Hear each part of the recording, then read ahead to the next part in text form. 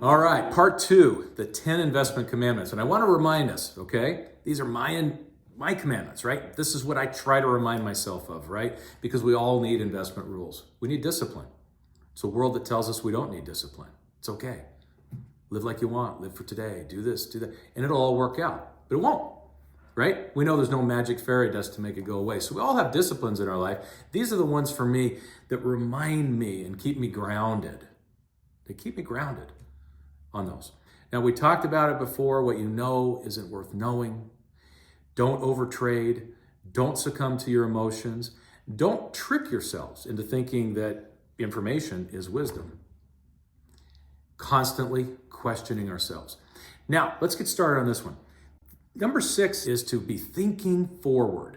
I have to be thinking forward because remember, the markets are moving in advance of what we're thinking is coming in 6 months or 18 months, and in some cases, many years out, right? Think a biotech company. A biotech company may take years and find out in the end, trial number 3 failed. But the stock is moving, not because it's selling any drugs, it's still in testing. So it's thinking forward to days of profitable cancer treatments or whatever for the company, right? So we have to be thinking forward. News happens today, and we are driven by all of these inputs, right? From the TV to what we're hearing on the radio and on our phones all the time. Blink, something just happened. And you know what's amazing to me? If you actually turn that device off for a week and you come back, you'll miss nothing. Literally, you miss nothing. It's noise, noise, noise all the time. And we have to be thinking forward because if not, we can get distracted in the present that has nothing but noise, nothing of relevance. So be careful with that. Don't invest with a rearview mirror either. You've got to be looking forward. You don't drive your car that way. You drive it forward. Don't look back in the rearview mirror. We got to be thinking forward. Number 7, we got to have strategies because again, it's so easy to get thrown off, right? No discipline, no strategy, no nothing. It'll just work out. It's fine. Let's just follow the headlines. We'll buy a little of that. We'll sell a little of that. Wonder why it doesn't work out. But remember, in the end, you can always just blame Wall Street, a bunch of den of thieves. It's not your fault. We have to have a strategy. We got to, right? So we've got to be thinking about that and we have to be thinking about rebalancing. So let's take a look at this chart. As you can see, you have so many different asset classes. And year to year, when we're like we were talking about before, investing in a rearview mirror, you can easily say, hey, it looks like growth stocks are doing great. Let's buy growth. And they've already done great. So what we're doing is we're buying high and hoping it goes higher. We're not buying low and hoping it goes higher. That doesn't mean you buy dogs from the bottom every year. But as we're looking at the chart, you can see if you have a strategy in place and you rebalance periodically, you have to rebalance all the time. You don't have to overthink it. But look what happens if you have a diversified portfolio. It just kind of runs in the middle. Everybody gets a good return. We're happy. Some things are working, some not so well. But overall, you're balanced. And if you rebalance, then you'll find your results improve. Make a habit of rebalancing. It's a good strategy to have. Number 8, have discipline. How many times are we going to say that today, right? I know. But we have to have discipline. We've got to save first, spend second. Always, or it won't work out. The people who save money always employ the people that don't. In other words, you get to do the things you want to do. You want your kids to go to school? Make a plan. Otherwise, you really aren't, who says it out loud? I really don't care if my kids go to college or not. I really don't care if they get a trade. Nobody says that. I don't really care if I retire in poverty. I don't care if I can't pay for medical treatments. Yeah, we all care. Nobody says it out loud. But if you're not putting money away with a plan, you're really not. You really are not putting money away. So let's take a look at this. You'd have to put a lot away? No. How about a cup of coffee a day? My favorite little analogy here. A cup of coffee a day. $5 a day, that's a cup of coffee, right? $150 a month. And look at this over time.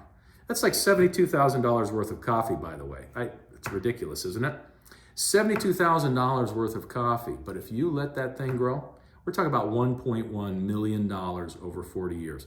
That's not because you bought Google at an IPO or Apple or whatever. This is the S&P 500, the good, the bad, the ugly, the companies that are gone, wiped out, the ones that haven't done anything for 20 years. That's all in there. You don't have to be a genius. You just have to put the money away. $5 a day, a cup of coffee a day. It's easy. It's a lot easier than you think. Just get started. Number 9, have patience. This is, I don't even know why we even have these separate ones, but they do need to be separate, right? We have to be patient. In this world of Robinhood investing and all this other nonsense, people are chasing it. Oh, how come I haven't tripled my money in the last week? What are we talking about? If you want to get rich, you get rich slowly. Get rich quick doesn't work. It doesn't. It's gambling. So admit what it is. You want to have fun with a little account that you buy $2 or $10 or $100 worth of stock? Fine. I don't think it's a good idea. I think it's a waste of time, an incredible walk down the wrong path. However, if you really want to do that, then let's at least put a cup of coffee away. Add to that, and then what's left over, you can go ahead and gamble on stocks the way you gamble on the Knicks game. That's what it is. It's just like sports betting. I'm going to throw 10 on the Knicks. Admit it, and you'll get rich very slowly over time. Not quickly, but it's always worked. You can pick any 40-year period. It always works. Over time. Patience. All right, and don't do this all or none. Number 10, finally, don't do all or none. I'm really worried about the market. Let's get out. You know what most people do? They get it all out. Now they're entering the dark side. Because now, when are you going to get back in? Is God going to whisper in your ear, now's the time? No, he won't. He's not. You're not going to get a special breath in your ear during your dream. You're not. And we're back to number 1. What you know isn't worth knowing anyway. It's all priced in. We worry about the election. We worry about the other party that we don't like. We worry about interest rates. We worry about the deficit. We worry, and the newspapers help. Your phone does. You can't disconnect. You never do. You think information is wisdom. We all do this because we're all human beings. We have to dial it back. Super important. And when we do this, don't make all or none bets. Incremental changes. You really start to move, you start to change. I think maybe growth stocks are a little overvalued. Then maybe you trim a little and rebalance. That's all. I got to throw in this bonus one, okay? It's not much, but all that really matters is your health, right? All of this stuff is interesting, but why do I say that and talk about health? Because people sit around and worry so much about what's going on. They watch their accounts multiple times during a day, let alone once a day. Like that's going to add a day to your life. Worrying doesn't.